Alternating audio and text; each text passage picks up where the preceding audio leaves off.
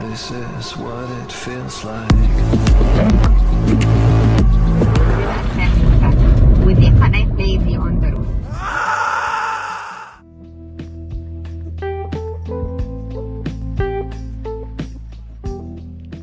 هنعرف النهاردة الخناقة بدأت امتى بين العربيات البنزين والعربيات الكهرباء.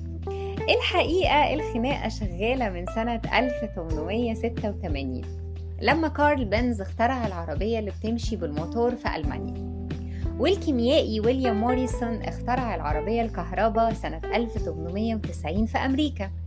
وكانت العربية الكهرباء دي بتمشي 22 كيلو بس في الساعة. وانتشرت صناعة العربية الكهرباء في أمريكا جدا سنة 1897، وظهرت عربية اسمها هانسون اتعملت تاكسي وكانت مخصصة للطبقة الأرستقراطية بس، وده لأنها مش بتطلع أي صوت ولا أي عادم ولا أي دخان، وكمان كان سعرها غالي جدا. وصنعت الشركة حوالي 1000 عربية من العربيات الكهرباء التاكسي دي.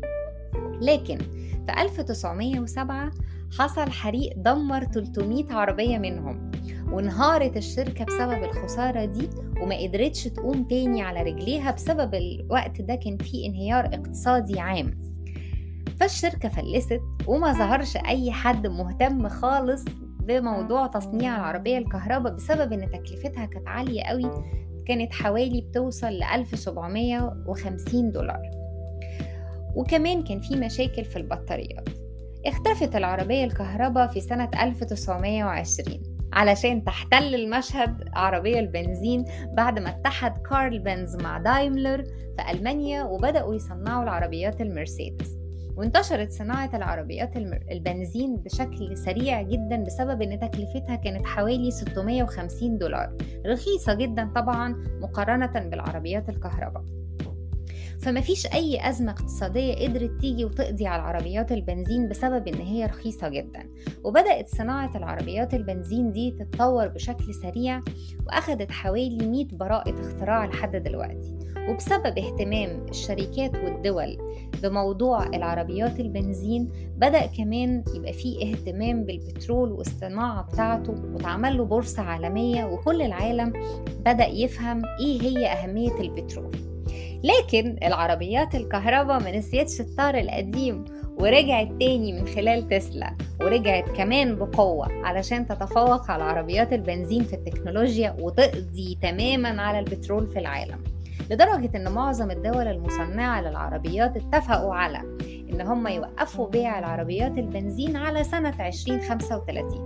ورغم ان تكلفة تصنيع العربيات الكهرباء اغلى بكتير من البنزين، لكن الشركات بدأت تصرف ملايين علشان تطور من التكنولوجيا اللي بيستخدموها في صناعة العربيات الكهرباء، وتحديدا تطور التكنولوجيا بتاعة البطاريات لان هي اساس العربية دي.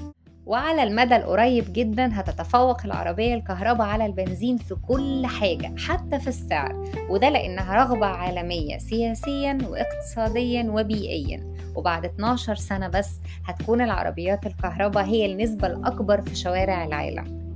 وفي النهاية أحب أفكرك إن التاريخ بيعيد نفسه، وإن في سنة 1900 كانت الشوارع وقتها مليانة بعربيات بتجرها الخيول، وفي عربية واحدة بس بالموتور.